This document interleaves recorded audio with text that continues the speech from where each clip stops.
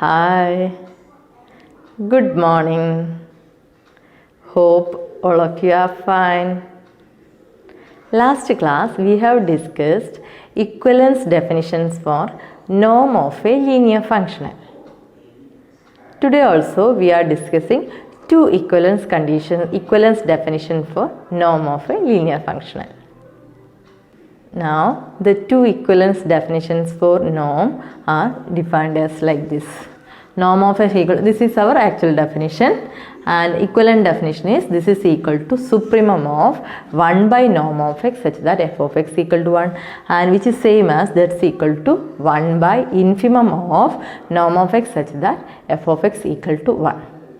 Okay, so first we prove norm of f is equal to this one, then we prove these two sets are equal. Okay, this result is very easy, but we have to first discuss, prove norm of f is equal to this one. Okay, now let alpha is equal to supremum of 1 by norm of x such that f of x equal to 1, and we have to prove alpha equal to norm of f. Okay, clear?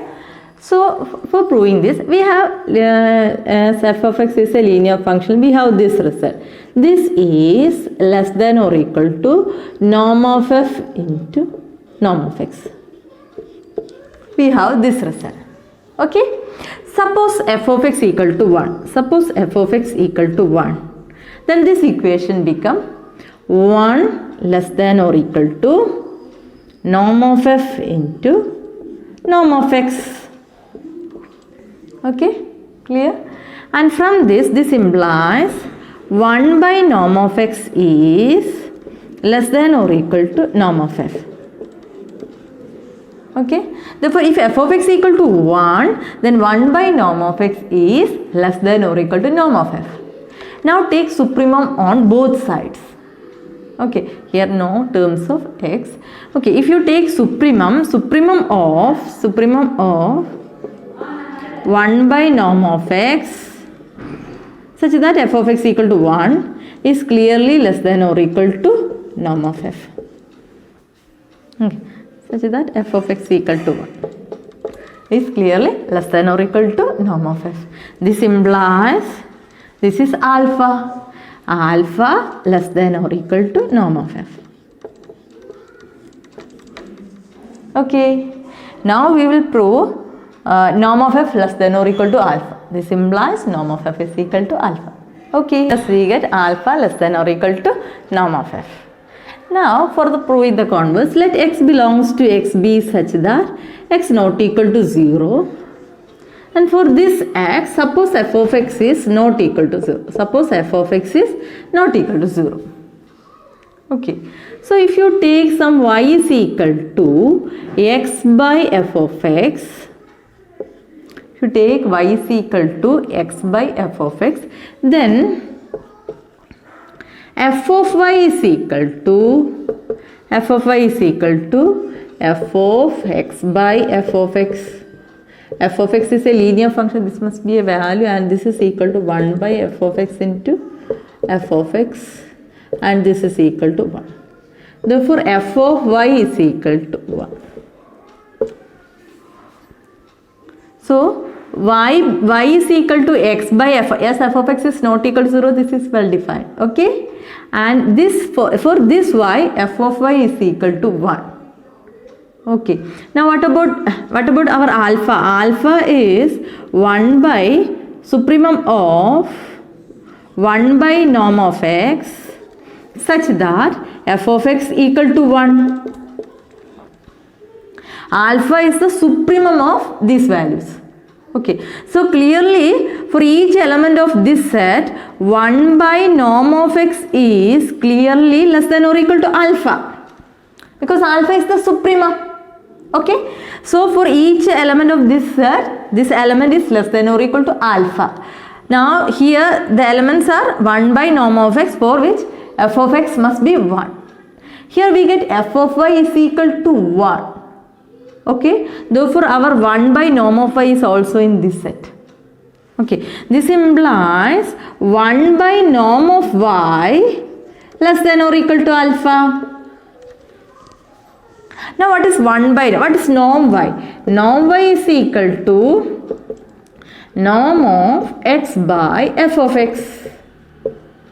And this is same as norm of x by f of x is a linear functional and norm is, you can take the side as modulus. This implies 1 by norm of y is equal to 1 by x by mod x. Norm of x by mod x. And this is equal to mod f of x by norm of x. Thus, from this equation you can write as mod f of x by norm of x less than or equal to alpha. Okay. But alpha is a supremum of 1 by norm of x. Norm of x always greater than or equal to 0. Therefore, clearly alpha greater than or equal to 0. Okay. Let x be such that suppose f of x equal to 0, then also this result holds. Okay, x not equal to 0, if suppose f of x equal to 0, then also this result holds. If x equal to 0, then this definition is not valid. Okay, so if f of x is not equal to 0, if f of x is not equal to 0, also this condition holds.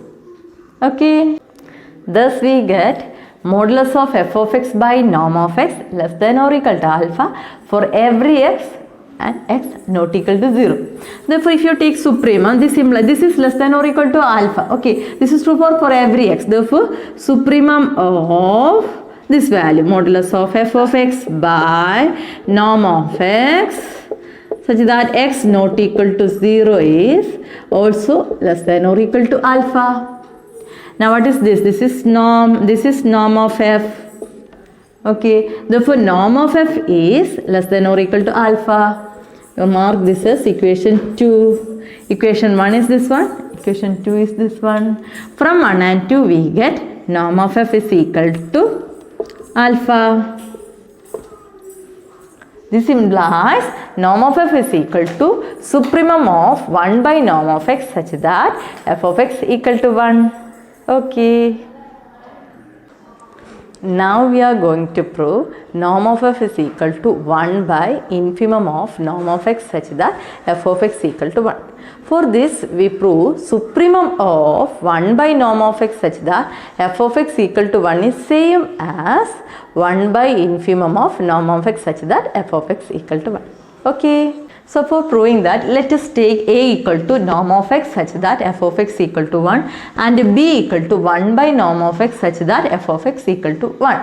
And we have to prove supremum of b is equal to 1 by infimum of a.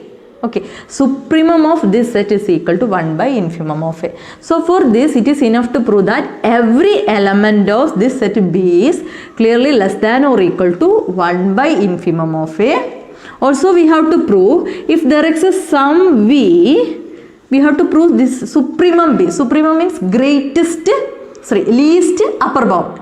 Least upper bound. That means if there exists a number v and v is less than 1 by infimum of a, then v cannot be an upper bound. That means you can find an element in this set, you can find an x such that in this set such that x is greater than, v is not the upper bound. Okay, that means x is greater than v.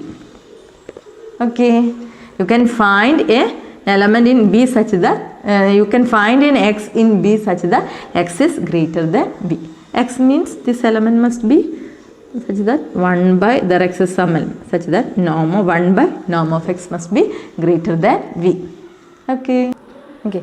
Now a is set of all norm of x such that f of x equal to 1. Okay, and infimum of a, clear, infimum means greatest lower bound. Okay, bound for a. So clearly infimum of a is less than or equal to norm of x.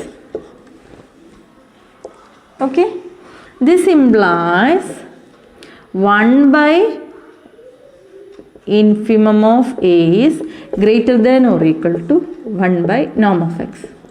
each term is positive. So we can clearly write like this. This implies 1 by norm of x is less than or equal to 1 by infimum of A.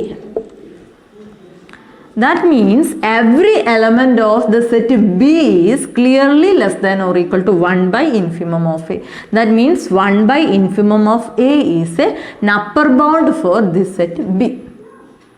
Okay. So now we have to prove this is the least upper bound for the set B. Okay.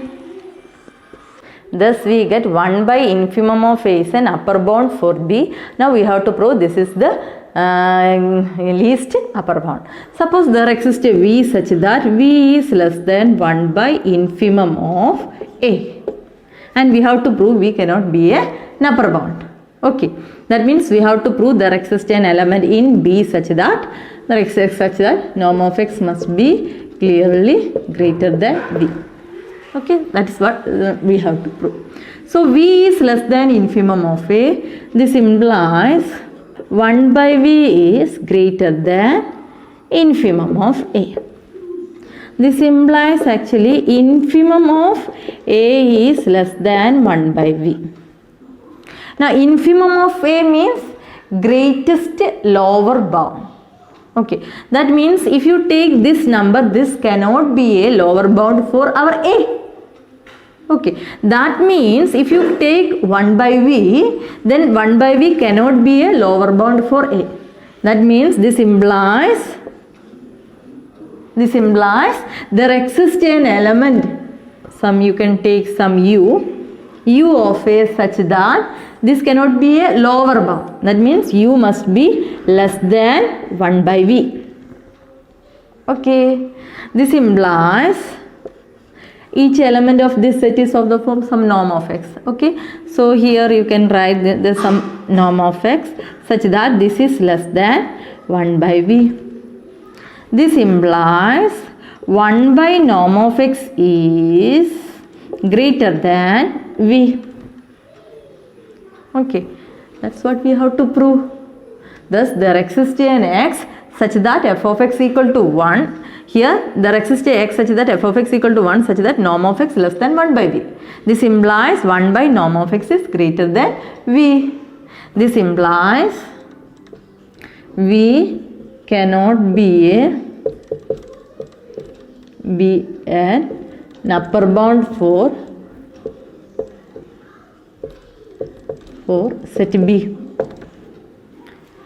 So if B is a number less than 1 by infimum of A, then V cannot be an upper bound for B. This is an upper bound for set B, and if any number less than this number, then this cannot be an upper bound. That means the least upper bound is, that means supremum of set B is equal to 1 by infimum of A. Thus we get supremum of B equal to 1 by infimum of A. That is supremum of set of whole norm of x equal to 1 such that f of x equal to 1 as equal to 1 by infimum of set of whole norm of x such that f of x equal to 1. But we have proved norm of f is equal to this one. Okay, this implies norm of f is equal to this one and this is equal to this one, implies 1 by infimum of norm of x such that f of x equal to 1. Okay, hope it is clear for you. Today we have discussed two equivalent definitions for norm of a linear function. Hope this is clear for you. Okay, in the next class we will discuss an example of a non-separable Hilbert space. Okay.